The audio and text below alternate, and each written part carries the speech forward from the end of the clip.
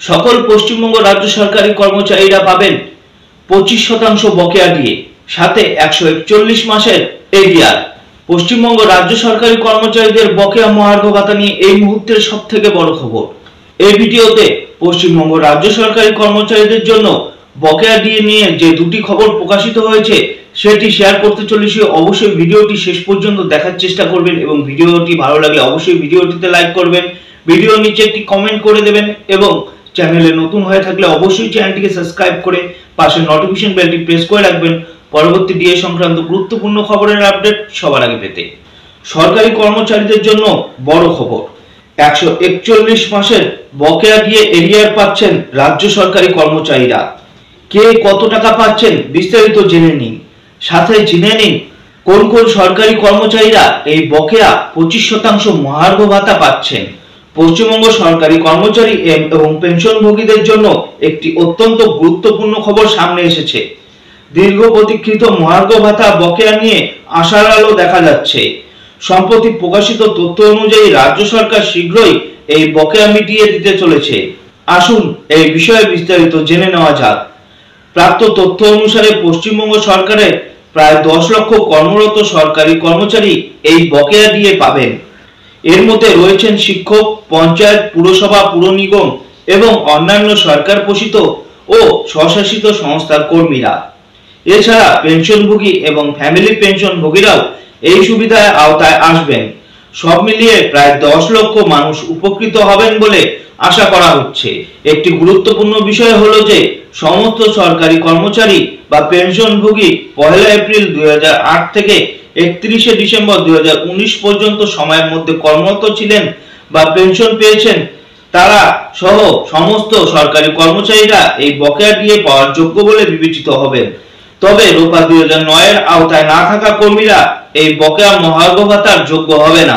তথ্য অনুযায়ী বকেয়া দিয়ে হিসাব করা হবে 1 এপ্রিল 2008 থেকে 31 ডিসেম্বর 2019 পর্যন্ত মোট 141 মাসের জন্য। এর মধ্যে 2008 সালের এপ্রিল থেকে ডিসেম্বর পর্যন্ত 9 মাস এবং 2009 থেকে 2019 সাল পর্যন্ত 11 বছর অন্তর্ভুক্ত রয়েছে। এই হিসাব থেকে স্পষ্ট যে যোগ্য ব্যক্তিরা একটি উল্লেখযোগ্য সময়ের জন্য তাদের প্রাপ্য বকেয়া পেতে চলেছেন। জানা যাচ্ছে যে রাজ্য সরকার এই বকেয়া দিয়ে প্রদানে আইনত বাধ্য এবং এক্ষেত্রে রিভিউ পিটিশন দাখিল করার সুযোগ নেই। ইতিমধ্যেই বকেয়া গণনার প্রক্রিয়া শুরু হয়ে গিয়েছে। এর জন্য কর্মচারী সংখ্যা এবং তাদের পদোন্নতির মতো বিভিন্ন তথ্য একত্রিত করা হচ্ছে। এই পরিস্থিতিতে সকল যোগ্য কর্মচারী এবং পেনশনভোগীদের ধৈর্য ধরা এবং ইতিবাচক থাকার আহ্বান জানানো হয়েছে। যেহেতু গণনা ও বিতরণের প্রক্রিয়া শুরু হয়েছে, তাই শীঘ্রই এই বিষয়ে আরো স্পষ্টতা আসবে। দ্বিতীয় যে বড় খবর রাজ্য সরকারি কর্মচারীদের বকেয়া মহার্ঘ ভাতা নিয়ে, তা জানিয়েছেন ভাস্কর ঘোষ। বকেয়া দিয়ে নিয়ে ভাস্কর ঘোষের গুরুত্বপূর্ণ বার্তা, সকলেই পাবেন বকেয়া মহার্ঘ ভাতা, কর্মীদের জন্য নির্দেশিকা ও ঐক্যের ডাক। সংগ্রামী যৌথ মঞ্চের আহ্বায়ক ভাস্কর ঘোষ সম্প্রতি একটি ভিডিও বার্তায় রাজ্য সরকারি কর্মচারীদের বকেয়া মহার্ঘ ভাতা এবং অন্যান্য প্রাসঙ্গিক বিষয় নিয়ে জোরালো বক্তব্য রেখেছেন। তার ভাষণে একদিকে যেমন রাজ্য সরকারের আইনি দায়বদ্ধতার কথা উঠে এসেছে, তেমনই কর্মীদের ঐক্যবদ্ধ থাকার ও নেতিবাচক প্রচার থেকে দূরে থাকার আহ্বান জানিয়েছেন তিনি। ভাস্কর ঘোষ দ্ব্যর্থহীন ভাষায় জানান যে আদালতের নির্দেশ অনুযায়ী বকেয়া দিয়ে প্রদান করা রাজ্য সরকারের অবশ্য কর্তব্য। তিনি বলেন, আদালতের রায়কে সম্মান জানানো বা তাকে কার্যকর করা ছাড়া সরকারের কাছে আর কোনো বিকল্প নেই। সরকারের আর্থিক সংকটের যুক্তি প্রসঙ্গে তিনি উল্লেখ করেন যে আদালতের নির্দেশের পর এই ধরনের অজুহাত গ্রহণযোগ্য নয়। তার কথায় আর্থিক সংকট থাকতেই পারে, কিন্তু তার জন্য বিচার ব্যবস্থার নির্দেশ অমান্য করা যায় না। কর্মচারীদের উদ্দেশ্যে ভাস্কর ঘোষ একাধিক গুরুত্বপূর্ণ বার্তা দেন। তিনি কর্মীদের ধৈর্য ধরে গণতান্ত্রিক ও শান্তিপূর্ণভাবে আন্দোলন চালিয়ে যাওয়ার আবেদন জানান।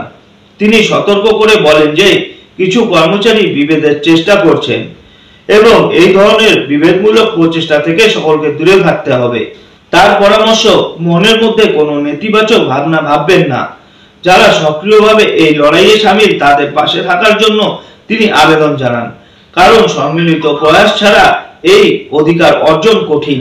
তিনি আরো বলেন যে বকেয়া দিয়ে ভিক্ষা নয়, এটি কর্মচারীদের আইনি অধিকার। তাই অধিকার আদায়ে সকলকে একজোট হয়ে লড়াই চালিয়ে যাওয়ার আহ্বান জানান তিনি। তার বিশ্বাস, কর্মচারীদের ঐক্যবদ্ধ এবং ক্রমাগত চাপই সরকারকে সঠিক পদক্ষেপ নিতে বাধ্য করবে। সমস্ত বাধা সত্ত্বেও তিনি আশাবাদী যে সরকার অবশেষে কর্মীদের ন্যায্য দাবি মেনে নেবে। আরো একটি প্রশ্ন উঠেছে রাজ্য সরকারি কর্মচারী মহলে, পেনশনভোগীরা কি তবে বাদ পড়তে চলেছেন এই বকেয়া মহার্ঘ ভাতা প্রদান থেকে? উঠছে বড় প্রশ্ন। চলুন সেই প্রশ্নের বিস্তারিত তথ্য জেনে নেওয়া যাক। দীর্ঘ লড়াইয়ের পর অবশেষে জয়ের মুখ দেখেছেন রাজ্য সরকারি কর্মীরা। গত 16 মে রাজ্যের মহার্ঘ ভাতা সংক্রান্ত মামলায় সরকারি কর্মীদের পক্ষ থেকে বড় রায় দেয় সুপ্রিম কোর্ট। সরকারকে নির্দেশ দেওয়া হয় যে রাজ্য সরকারি কর্মচারীদের বকেয়া ডিএর আপাতত 25% মিটিয়ে দিতে হবে এবং ওই নির্দেশে এও বলা হয়েছিল যে আদালতের নির্দেশের 6 সপ্তাহের মধ্যে রাজ্য সরকারকে ওই পরিমাণ বকেয়া মিটিয়ে দিতে হবে। এদিকে ডিএর বকেয়া অংশ প্রদানের ক্ষেত্রে বারংবার একটি প্রশ্ন সরকারি কর্মীদের মনে ভেসে আসছে। অনেকেই মনে করছেন এই মুহূর্তে কর্মরত সরকারি কর্মচারীরাই কি শুধুমাত্র বকেয়া ডিএ পাবেন, অবসরপ্রাপ্ত রাজ্য সরকারি কর্মচারীরা বকেয়া ডিএ পাবেন না? এবার সেই নিয়ে জবাব দিল সংগ্রামী যৌথ মঞ্চের আহ্বায়ক ভাস্কর ঘোষ। ভাস্কর ঘোষ এদিন জানান, রাজ্য সরকারের ডিএ যারা পেয়েছেন 2009 সালের রূপার বকেয়া সকল সরকারি কর্মীদের জন্য আছে, অর্থাৎ সকল পেনশনভোগী সকল স্তরের কর্মচারীকে সমস্ত পাওনা মিটিয়ে দিতে হবে সরকারকে। যদি রাজ্য সুপ্রিম কোর্টের নির্দেশ মতো বকেয়া দিয়ে মিটিয়ে না দেয় তাহলে কড়া পদক্ষেপ নেওয়া হবে। কি বলেছেন ভাস্কর ঘোষ, চলুন জেনে নেওয়া যাক।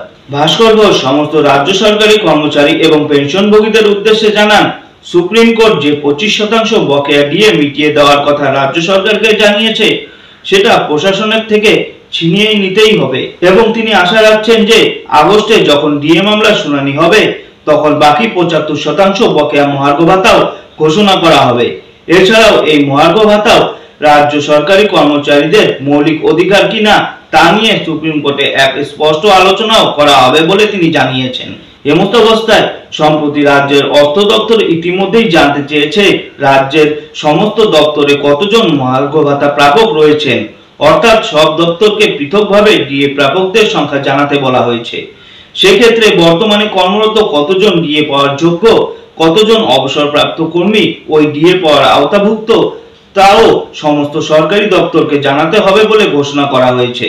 আর এই পদক্ষেপ দেখে বোঝা যাচ্ছে যে বকেয়া অংশ মিটিয়ে দেওয়ার জন্য প্রস্তুতি নিতে শুরু করেছে নবান্ন। অন্যদিকে সুপ্রিম কোর্টের নির্দেশ মতো 6 সপ্তাহের মধ্যে 25% বকেয়া দিয়ে মিটিয়ে দেওয়ার জন্য মুখ্য সচিব, অর্থ সচিব এবং স্কুল শিক্ষা দপ্তরের প্রিন্সিপাল সেক্রেটারিকে চিঠি দেওয়া হয়েছে শিক্ষানুরাগী ঐক্য মঞ্চের তরফে।